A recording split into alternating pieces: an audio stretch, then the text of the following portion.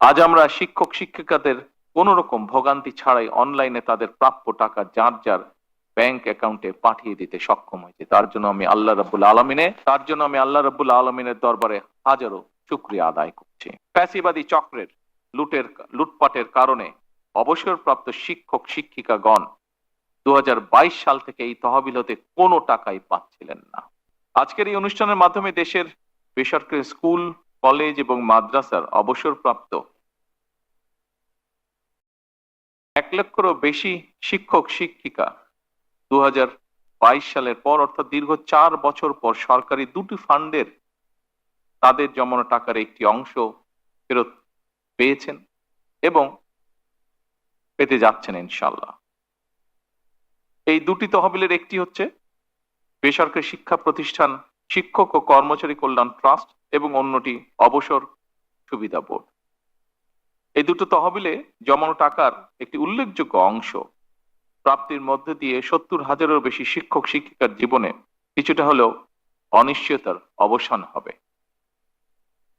সামগ্রিকভাবে 1,23,000 বোধহয় 1,23,000 শিক্ষক। অবসরপ্রাপ্ত শিক্ষকদের এই অনুষ্ঠানে আজ আমি গভীর শ্রদ্ধার সঙ্গে স্মরণ করতে চাই মরহুমা খালেদা জিয়াকে। খালেদা জিয়ার প্রতি জানাই বিনম্র শ্রদ্ধা, কারণ অবসরপ্রাপ্ত শিক্ষক কল্যাণে তার উদ্যোগেই 1991 সালে বেসরকারি শিক্ষা প্রতিষ্ঠান শিক্ষক ও কর্মচারী কল্যাণ ট্রাস্ট এবং আবারও তারই উদ্যোগে 2002 সালে অবসর সুবিধা বোর্ড প্রতিষ্ঠিত হয়েছিল। তিনি এই তহবিলের সরকারি ফান্ড থেকে প্রথমে 14 কোটি টাকা বরাদ্দ দেন এবং পর্যায়ক্রমিকভাবে 89 কোটি টাকার ফান্ড গঠন করে এই তহবিলের ভিত্তিকে সুদৃঢ়ভাবে স্থাপন করে। উপস্থিতবৃন্দ, আপনাদের হয়তো অনেকেরই জানা আছে সাবেক প্রধানমন্ত্রী মরহুম খালেদা জিয়া বরাবরই শিক্ষক, শিক্ষা, শিক্ষিকা, শিক্ষার্থী সম্পর্কে ইতিবাচক মনোভাব পোষণ করতেন। বিশেষ করে নারীদের একাডেমিক শিক্ষায় শিক্ষিত করার ক্ষেত্রে তার উদ্যোগ এবং ভূমিকা আন্তর্জাতিকভাবে স্বীকৃত। শিক্ষা বিস্তারে সাবেক প্রধানমন্ত্রী মরহুমা বেগম খালেদা জিয়া চালু করা শিক্ষা উপবৃত্তি এবং নারীদের বিনা বেতনে শিক্ষার সুযোগ শিক্ষা বিস্তারের ক্ষেত্রে বিশ্বের বিভিন্ন দেশে মডেল হিসাবে অনুসরণ করছে। আমরা মহান রাব্বুল আলামিনের দরবারে মরহুমা খালেদা জিয়ার মাগফিরাত কামনা করি। অবসরপ্রাপ্ত শিক্ষকদের কল্যাণ নিশ্চিত করতে প্রতিষ্ঠিত দুটি তহবিলে শিক্ষক শিক্ষিকাগণ প্রতি মাসে যে টাকা জমা দেন সেই টাকার সঙ্গে সরকারও প্রতিটি অ্যাকাউন্টের বিপরীতে নির্দিষ্ট হারে একটি অ্যামাউন্ট জমা করেন।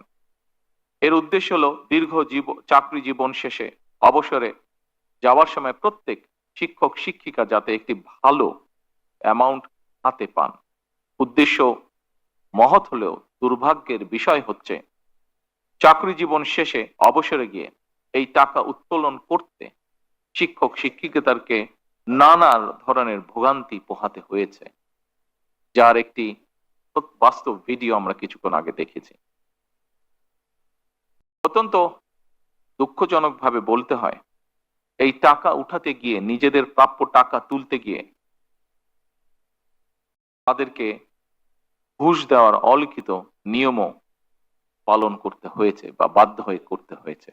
এই বাস্তবতায় আজ আমরা শিক্ষক শিক্ষিকাদের কোন রকম ভোগান্তি ছাড়াই অনলাইনে তাদের প্রাপ্য টাকা যার যার ব্যাংক অ্যাকাউন্টে পাঠিয়ে দিতে সক্ষম হয়েছে। তার জন্য আমি আল্লাহ রাব্বুল আলামিনের দরবারে হাজারো শুকরিয়া আদায় করছি।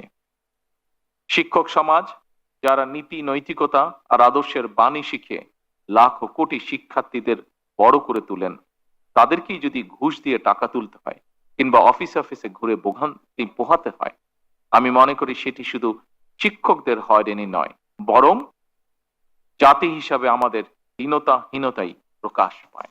ফ্যাসিবাদী চক্রের লুটপাটের কারণে অবসরপ্রাপ্ত শিক্ষক শিক্ষিকাগণ 2022 সাল থেকে এই তহবিল হতে কোনো টাকাই পাচ্ছিলেন না।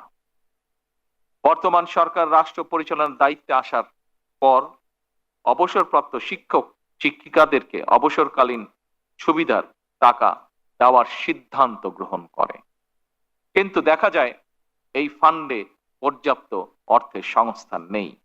ফলে অবসরপ্রাপ্ত 70,000-এরও বেশি শিক্ষক শিক্ষিকাদের দুরবস্থার কথা চিন্তা করে সরকারকে বিশেষ ব্যবস্থাপনায় আজ অবসরপ্রাপ্ত শিক্ষকদের টাকা পরিশোধ করতে হয়েছে। আমি আজ এই অনুষ্ঠানে একটি কথা তুলে ধরতে চাই। যতদিন আপনাদের নির্বাচিত বর্তমান সরকার রাষ্ট্র পরিচালনার দায়িত্বে থাকবে, ইনশাল্লাহ আমাদের সর্বোচ্চ প্রচেষ্টা থাকবে অবসরকালীন সুবিধার টাকা পেতে আপনাদেরকে আর অফিসে অফিসে ঘুরতে হবে না।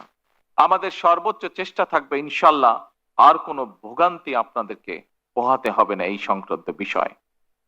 আমাদের সর্বোচ্চ চেষ্টা থাকবে ইনশাল্লাহ আর কোনো মধ্যস্বত্ব ভোগীর যন্ত্রণা এই বিষয়ে আপনাদেরকে ভোগ করতে হবে না ইনশাল্লাহ। শিক্ষকতা হলো একমাত্র পেশা যা অন্য সব পেশা সৃষ্টি করে।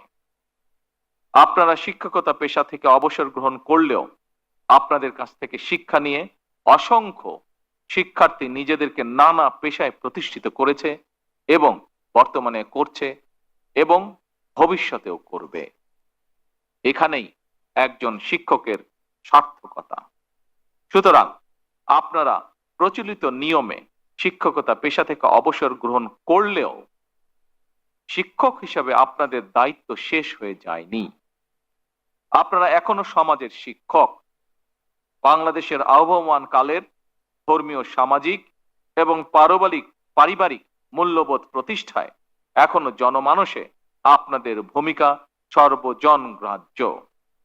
সুতরাং আপনারা জীবনের শেষ দিন পর্যন্ত আমাদের চলমান এই সমাজে আলোকবর্তিকা হিসেবে ভূমিকা রাখবেন ইনশাআল্লাহ।